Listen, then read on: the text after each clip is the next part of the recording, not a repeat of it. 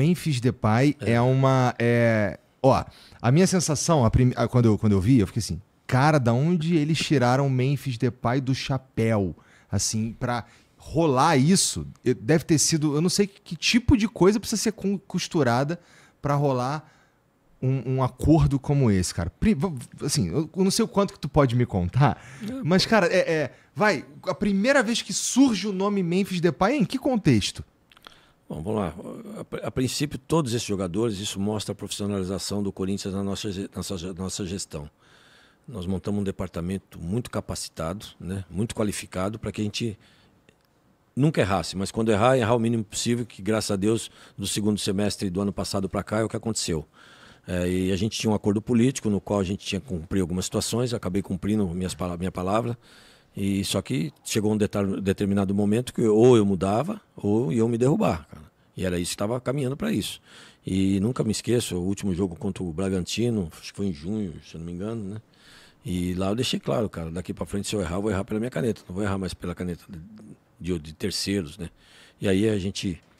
foi onde eu fui buscar o Fabinho, né, um grande profissional, que eu sempre deixei claro, eu quero um profissional que vá buscar o atleta na sua essência, porque o Corinthians não tinha dinheiro. Não adianta eu contratar um grande executivo de futebol com dinheiro, porque eu não tinha dinheiro para gastar. Então eu teria que contratar um executivo que conhecesse da bola, que conhecesse do atleta, que ele pudesse performar dentro do Corinthians.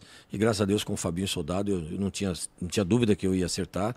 E deu muito certo, onde ele começou essa performance de buscar atleta raiz com as nossas características e viesse performar no Corinthians. E esse time que a gente montou junto, e aí onde nasceu, todos esses atletas nasceu dessa forma, que é onde eu comentei também, que queriam realmente jogar e vestir a camisa do Corinthians. E o Memphis foi Eu recebo muitos... me mandam muita mensagem de atletas, muito materiais de atletas, e aí eu pego, já mando para o scout, mando para o Fabinho, né? Eles também têm números lá que recebem também. A gente tem um departamento hoje muito bem estruturado nesse sentido, e até recebi de um amigo da Arena, que foi o primeiro que eu recebi, né? Pô, Memphis Depay. Mas ali a gente viu que realmente era muito difícil, cara, ainda mais nas nossas condições. E ali a gente passou pro Fabinho. Tua primeira sensação foi o quê? Não vai ter jeito. Não vai. Mas aí eu sempre fui um cara que eu gostei de desafio. Sempre fui um cara que ainda mais com uma marca como o Corinthians, cara, e a gente estava transformando, eu falei, cara, esse é o grande pulo, porque eu sempre falei que o Corinthians vai voltar ao protagonismo. O Corinthians vai ser protagonista, nós vamos fazer o corintiano sorrir de novo. Eu falei, tá aqui também uma cereja. E aí começou esse namoro, aí passei também, aí veio o Vinícius Cascone, que é o meu diretor jurídico, o Pedro Silveira, que também falam muito bem inglês, né? E começaram também uma tratativa junto com o Fabinho. E, cara, e aí começou dando certo, e a gente começou, tá acontecendo. E aí, graças a Deus, cara, deu tudo certo. Ele foi querendo vir, Ele foi querendo vir. A gente foi mostrando exatamente o que nós fizemos com todos os atletas, a gente foi mostrando um projeto, o que a gente pretendia para a nossa gestão, o profissionalismo, um planejamento no geral, tanto na equação de dívidas, quanto a parte estrutural, de mão de obra mesmo, de estrutura profissional em termos de campo, de fisioterapia, a medicina, enfim, tudo. A gente mostrou para ele o que a gente iria fazer com o Corinthians, cara, ele abraçou a ideia, como todos os outros atletas acreditaram, e aí foi crescendo a possibilidade realmente de trazê-lo. Mas ainda assim, salário era uma questão séria. Sim, por isso que o Pedro Silveira, porque tudo que eu faço, eu, Fabinho, aí vai para o jurídico e vai para o financeiro para ver, né, as condições jurídicas e as condições financeiras, que é o principal. E, cara, e aí dentro do que a gente... Porque ele não custou direitos federativos. Então a gente teve que diluir um monte de situação, porque pra gente a gente não tem dinheiro, mas pô, você consegue pagar um salário para ele diluindo tudo, e mais com premiação, que a gente até foi criticado, mas pô, eu quero pagar com o maior prazer tudo aquilo que dizem um absurdo, mas não é. Se ele cumprir todas as metas dele, vamos supor que chegue a 90 milhões, mas vai ser 2 anos cumprindo todas as metas e ganhando tudo. Pô, eu quero pagar com prazer. E mesmo porque a gente também tem uma patrocinadora que divide essa situação com a gente. Cara, e assim, a gente foi conversando com a patrocinadora, e dentro das nossas possibilidades foi dando certo. E a gente foi se animando. O Fabinho também fazendo a parte dele. E, cara, era para mim ir com o Fabinho até para Londres, mas eu tive uma outra viagem também importante, que é a parte política que a gente tem que fazer. Aí o Fabinho seguiu viagem e lá conseguiu fechar os detalhes, mas sempre assim, que nem agora. Ele está em determinados lugares. O tempo todo vim para cá falando de videochamada, falando o tempo todo. A gente se fala 5, 6 vezes no mínimo ao dia. E sempre com a minha anuência e, cara, de lá para cá, junto com o financeiro, junto com o jurídico. E a gente foi autorizando e deu certo. Porra, animal. Porque a chegada do Memphis, ela chama uma atenção muito positiva pro futebol, pro Corinthians, obviamente, mas pro futebol brasileiro também. Porque, é uma estrela pra valer. É um cara que tem uma carreira vitoriosa em vários clubes muito grandes, né? E aí é uma vitória pro Corinthians, assim, até fora dos campos, não é? Porque o Memphis, ele ainda por cima, ele é muito corintiano, né? Acho que foi hoje que eu vi que ele tava na favela, ele fez aquela... Ontem, né? Fez uma música com Ariel e tudo mais. E o jeito que ele... assim, a conexão que tem com a torcida, assim, eu não sou corintiano, mas que eu percebo a galera falando e tudo mais, cara, funcionou de um jeito que, putz, esperava que funcionasse desse jeito, porque, assim, foi uma... parece que nasceu para isso, sabe? A gente pesquisou muito o dia a dia dele, a vida dele, a gente... esse departamento que todos os clubes têm, mas a gente hoje tem um departamento muito profissional nesse sentido. Você pesquisa não só campo, como extra-campo. A gente foi entender, porque às vezes é problema você trazer um atleta extra-campo que isso atrapalha todo o ambiente. Cara, e ele vestiu a camisa também, assim como o Hugo, que parecia que está aqui há 10 anos. É um cara que veio agregar, trouxe todo mundo em volta dele. E aí o dia a dia dele como ser humano também, cara, assim, ajudando as pessoas. Cara, é um cara ímpar, é um cara diferenciado, é um cara...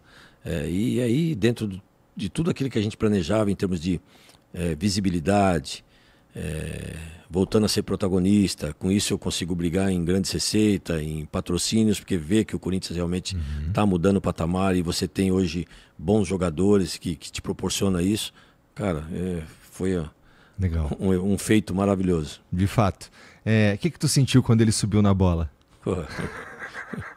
Ainda até brincando com o Edilson, a gente brincava lá com o Edilson, né? Na baixadinha, a gente não esperava, cara. Aí ele subiu para ver se a área estava tudo em ordem, que ele podia cruzar a bola e ali sair um gol. Entendi. Eu, pessoalmente, cara, eu gosto da ideia da provocação, sabe? Entendo que tem uma galera que fica doída e tudo mais, mas, putz, é parte do que... Futebol raiz é o melhor que tem, cara. Pô, parte tem que parar do futebol, com esse mimimi, daí, cara. Né? Então eu e você concordamos, então, que talvez a gente devesse permitir subir na bola? Sim, eu acho que tem que fazer outras coisas, porque o futebol é arte, o futebol cara, sabe, é um lazer maravilhoso, essas provocações faz parte, desde que ela seja sadia, né? Então, cara, eu não vejo nada demais, eu acho que o fato agora de o cara ter que tomar um cartão amarelo, ser divertido porque ele subiu na bola, às vezes pode ser uma brincadeira ou até mesmo uma ginga, sei lá, cara. Eu acho que isso tem que parar com isso. Mesmo se for uma provocação, na minha opinião, tá ligado? Eu acho que é do jogo. A gente aguenta também quando vai lá, entendeu? Fomos jogar agora no Palmeiras, perdemos, aguentamos muita provocação. Quando vem, desde que seja sadia pro futebol, cara, pra arte do futebol, eu acho que é válido e é legal essa brincadeira. Pois eu também acho. Tá. E, cara, agora o Corinthians está procurando um técnico, né? O Ramon Dias, ele fez uma passagem muito interessante. Maravilhosa, do né? jeito que a gente imaginava, do jeito que ele se proporcionou e da forma que nós precisávamos no momento. Né? Foram o quê? Foram 9 vitórias seguidas, né, no ano passado, que eu anotei aqui. Coisa histórica. Foi para o 7º lugar, né? O Corinthians em 7º lugar com 56 pontos, não é isso? Impressionante mesmo. Histórico, igualou o recorde de vitórias seguidas nos pontos corridos no Brasileirão. E aí a tua relação com a torcida tá legal? Sim, porque eu sempre joguei limpo, deixei claro. Sempre falei que o Corinthians ia ser muito transparente com eles. E o que eu ia trabalhar para a torcida mesmo. Eu ia trabalhar para a torcida geral, para o corintiano geral. Isso. Porque é ele que faz essa marca ser gigante. E aí... aí a gente estava falando da média de pessoas que vão assistir os jogos do Corinthians, 40 e tantas mil pessoas, né? Lá na Arena, isso significa que ela fica sempre cheia pra cacete, né? 7 horas, 9 horas, 8 horas, 4 da tarde, 6:30 da tarde. Pois é, deve ser assim, todo o... Como é que funciona, por exemplo, o estacionamento lá? As paradas estão funcionando? Porque eu nunca fui. Um dia eu vou lá assistir um jogo lá. Meu convidado será uma honra. Pô, irei Quem então. sabe Corinthians e Flamengo. Irei tá convidado para assistir do meu lado ali. Irei então. Tá, vamos no Corinthians e alguma outra coisa? Mas então, você tá falando assim, a torcida é um foco, é uma prioridade para tomar conta e tudo mais. Você diria que a experiência do corintiano lá na Arena como é que melhora? Ou tem o que tem para melhorar, na tua opinião, na experiência do corintiano lá na Arena? A parte de estacionamento, a gente está trabalhando muito para isso. A parte de reconhecimento facial, para dar mais segurança, mais tranquilidade para o torcedor. A parte de estacionamento é uma automatização para que ele melhore a entrada, diminui o tempo de entrada dele, para dar mais conforto para ele, porque ele não fique muito tempo esperando em fila.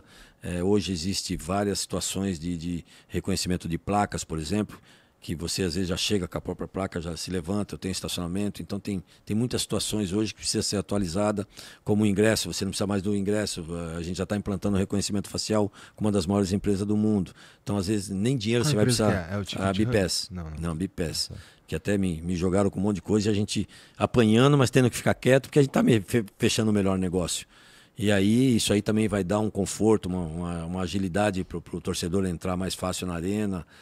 A gente está trazendo grandes eventos para dentro da arena, tornando a nossa arena multiuso. Enfim, tem muitas melhoras. Ali é uma cidade, cara, ali é gigante. A ideia é continuar trazendo evento para a arena. Teve NFL, não teve? Isso, vai ter agora a próxima também que nós fechamos. E se Deus quiser fechar outros anos também. Coisa que nunca aconteceu na história do futebol americano, 2 anos no mesmo país. Está tendo agora e quem sabe, se Deus quiser, possa ter mais.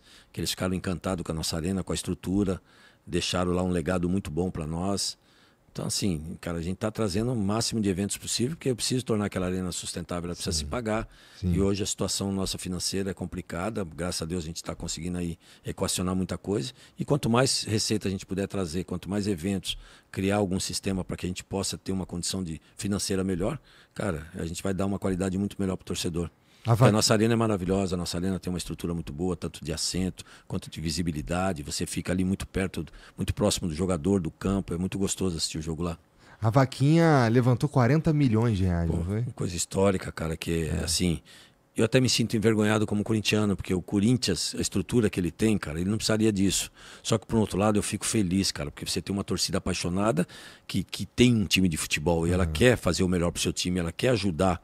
E aí a gente deu todo o apoio para Gaviões, cara. A gente participou de tudo, eu com o meu jurídico, indo para a Caixa Econômica, falar com o ministro, falar com o presidente da Caixa Econômica, até com o presidente Lula, para que nos ajudasse. E, cara, a gente deu toda a estrutura para Gaviões para que ela pudesse executar esse trabalho maravilhoso. E, graças a Deus, está tendo uma arrecadação boa. Pode melhorar. Corinthians talvez entre no engajamento com elas também para poder proporcionar isso e a coisa começar a ficar melhor. Você conheceu aqui, né? O Guilherme, que está aqui embaixo, aqui, um moleque...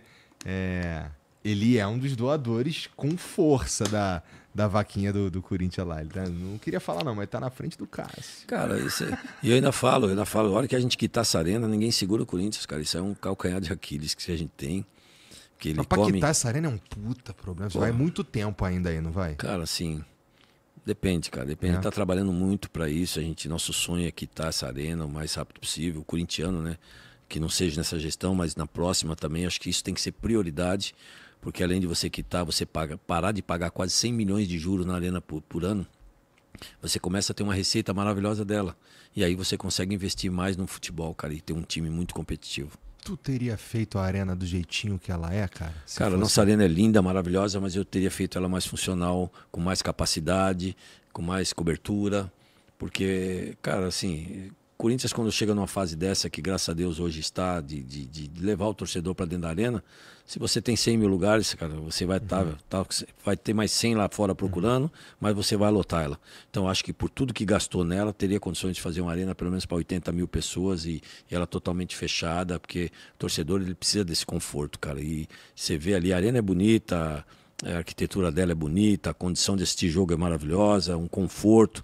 Mas, cara, é futebol e o Corinthians, eu acho que teria que ter uma estrutura, uma capacidade maior para que a gente pudesse botar mais corintiano ali dentro, cara. E o Corinthians é tão grande que assim, cara, tem um problema lá com cambista, não tem?